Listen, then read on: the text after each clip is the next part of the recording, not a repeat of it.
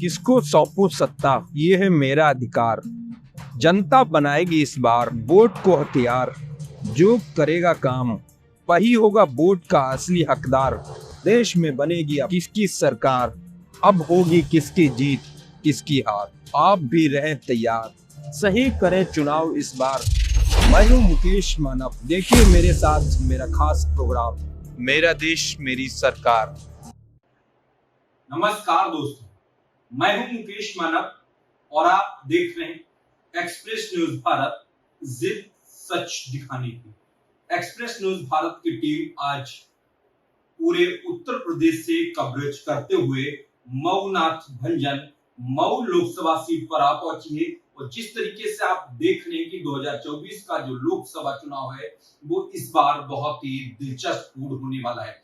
इस समय express news Bharat की टीम गीतांजलि होटल में मौजूद है, जो कि होटल पूरे शहर में टॉप क्लास का होटल कहा जाता है। पूरे देश के, पूरे प्रदेश के जब भी कोई मंत्री और नेता आते हैं तो वो इसी गीतांजलि होटल में विश्राम करते हैं। जैसे कि आपने देखा कि आज नरेंद्र मोदी जी का कार्यक्रम है और यहाँ तमाम बड़े नेता पूरे देश के यहाँ पर पड़े हुए थे, लगातार कई दिनों से कैंपेन कर रहे थे। यही गीतांजलि होटल के ऑनर सचिन जायसवाल जी मेरे साथ मौजूद हैं। मैं इनसे बात करूंगा कि आपके होटल में कौन कौन से लोग यहाँ पर आए थे और किस तरीके के आपके होटल में कैसी फैसिलिटी है, और इस बार का जो लोकसभा चुनाव है वो किस तरीके से लोग लड़ रहे हैं। हालांकि आपका जो है परिचय भारतीय जनता पार्टी से भी है। आपके भाई हैं संजीव कुमार, पूर्व प्रत्याशी रहे नगर पालिका के बीजेपी मऊ से, पूर्व जिला पंचायत सदस्य भी हैं और पूर्व महामंत्री भी हैं। आप दोनों भाई हैं, इस होटल के ऑनर हैं। जिस तरीके से आपकी जो लोकप्रियता मऊ में है, जिस तरीके से आपके बारे में जब भी आप पूछेंगे तो सबसे पहले गीतांजलि होटल के दोनों भाइयों का नाम सामने आएगा। उसी पर चर्चा करने के लिए मेरे साथ सचिन जायसवाल जी मौजूद हैं। सर, आपका बहुत बहुत स्वागत है। क्या लग रहा है सर, किस तरीके का होटल है ये आपका, और यहाँ कौन कौन से नेता आकर के आपके यहाँ रुक चुके हैं?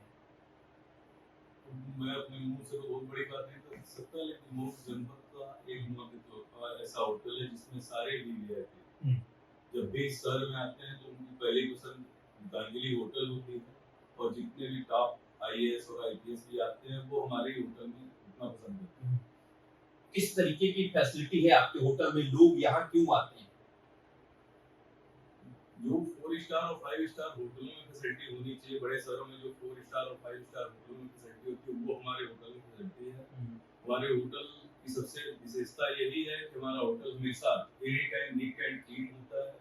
उसके रूम, उसके बेडशीट में जो भी एमिनिटीज है वो भी प्रॉपर अच्छे तरीके से होती है, हाइजीनिक होता है। हमारे होटल में रेस्टोरेंट नहीं है, लेकिन सिर्फ रूम सर्विस है।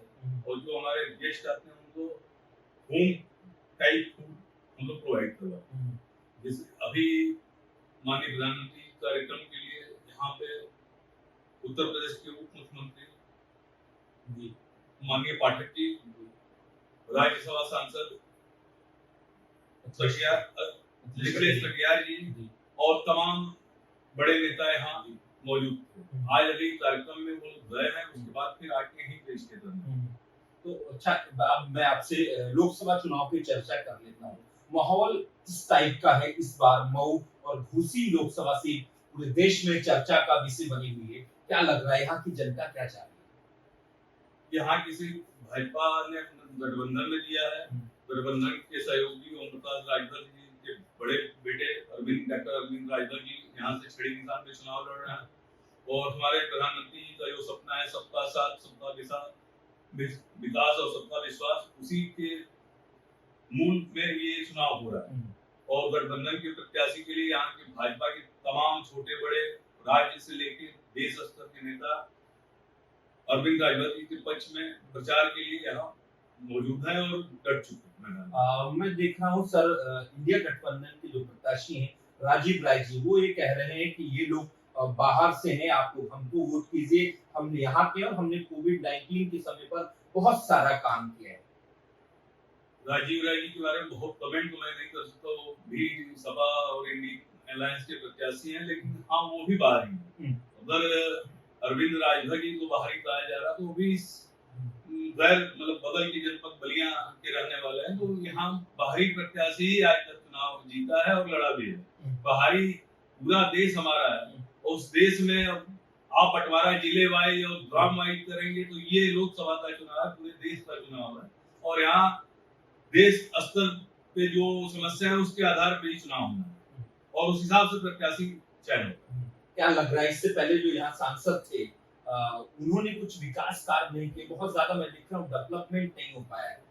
यहाँ का दुर्भाग्य ये है कि यहाँ पे जब भी चुनाव हुआ तो यहाँ के एमएलए मुख्तार अंसारी साहब हुआ करते थे, माफिया मुख्तार अंसारी हुआ करते थे, जो अब इस दुनिया में नहीं रहे। दुर्भाग्य था 25 साल यहाँ के वो विधायक रहे और जिसमें 18-19 साल वो जेल में रहे। इसके पूर्व अतुल राय जी सपा बसपा गठबंधन में सांसद हुए, वो सांसद होने से पहले ही जेल में चले गए और पूरी सांसदी 5 साल की वो जेल में बिताए। तो यहाँ का चुनाव जो लड़ता है वो जेल में ही रहता है, ये वो बन गया, तो विकास कहाँ से हो पाएगा? जेल से विकास तो हो नहीं सकता। डबल इंजन की सरकार है आपकी, भारतीय जनता पार्टी की दिल्ली में भी सरकार है और उत्तर प्रदेश में, और उसके बावजूद भी फिर तो बहुत ढेर सारा काम होना चाहिए था ना। अभी मऊ जनपद में जो भी काम दिख रहे हैं वो ये इस डबल इंजन की सरकार के द्वारा ही दिख रहा है। माननीय के शर्मा जी यहाँ के नगर विकास मंत्री हैं और उन्होंने अपने प्रयास से मऊ जनपद में जो भी विकास योजना है, आज आप रेलवे स्टेशन चले जाएं, आप आज मऊ शहर में रात में लाइटिंग देखें, शहर की सफाई देखें, शहर की जो भी व्यवस्था है, आप बगल में यहाँ सरकारी हॉस्पिटल है और भी जितनी योजना है उसको धरातल पे लाने का लगातार प्रयास कर रहे हैं। अभी मऊ से भटनी तक डबल लाइन हो रही, वो भी 2024 एंड तक पूरी हो जाएगी।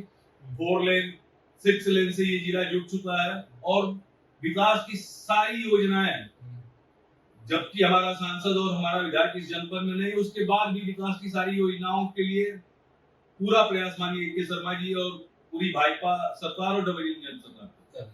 क्या लग रहा है यहाँ पर किस तरीके की आप लड़ाई देखते हैं, कितनी कांटे टक्कर की लड़ाई है? हमें तो लड़ाई नहीं दिखती है, लेकिन जैसा बता रहे हैं लोग की लड़ाई है, तो जब दो पार्टियां लड़ती हैं तो लड़ाई अच्छी होनी चाहिए, फाइट अच्छी होती है, तभी उसका आनंद भी आता है। और एक तरफा चुनाव हो जाने के बाद वो प्रत्याशी भी ढुलमुल हो जाता है। लड़ाई अच्छी है, अंततः हमें अरविंद राजभर की जीत यहाँ से सुनिश्चित होती है, हमारा मानना। अच्छा, आप पूरे प्रदेश में जाते रहे होंगे, बहुत सारे पॉलिटिशियन यहाँ आते रहे होंगे, तो क्या लग रहा है पूरे प्रदेश का क्या माहौल है? मोदी जी का नारा है अब की बार 400 पार, और उत्तर प्रदेश में वो 80 की 80 सीट जीत रहे हैं, आपको क्या लग रहा है सर? हमारे मुख्यमंत्री पूजनीय योगी आदित्यनाथ जी के दौर में, मतलब 7 साल के कार्यकाल में 2017 से लेकर 2024 तक भय मुक्त जो समाज हुआ है, उससे बहन बेटियां रात में भी 12 बजे आज निकल सकती है, सीना तान के व्यापारी अपना काम कर रहा है, कहीं न गुंडागर्दी है, न कहीं रंगदारी है, न कहीं कोई डर है, सुशासन की सरकार चल रही। इससे हमें लग रहा है कि हमारे पूज्य योगी आदित्यनाथ जी के नेतृत्व में उत्तर प्रदेश में 80 की 80 सीटों पे विजय हासिल होगी।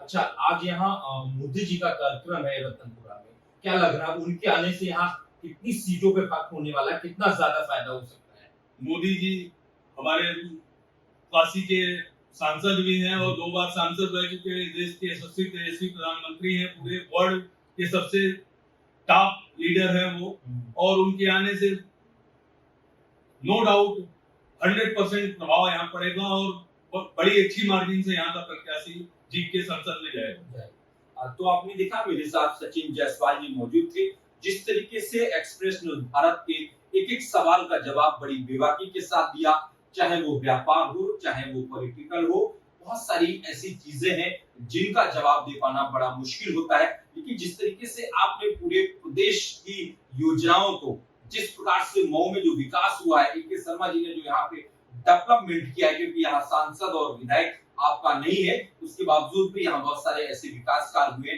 तो देखना यही होगा कि यहाँ पर 1 तारीख में वोटिंग है, अब यहाँ पर किसकी जीत और किसकी हार होती है, और यहाँ से कौन सांसद बनेगा और देश में अब किसकी सरकार बनेगी। आप लोग देखते रहिए एक्सप्रेस न्यूज भारत, जिद सच दिखाने।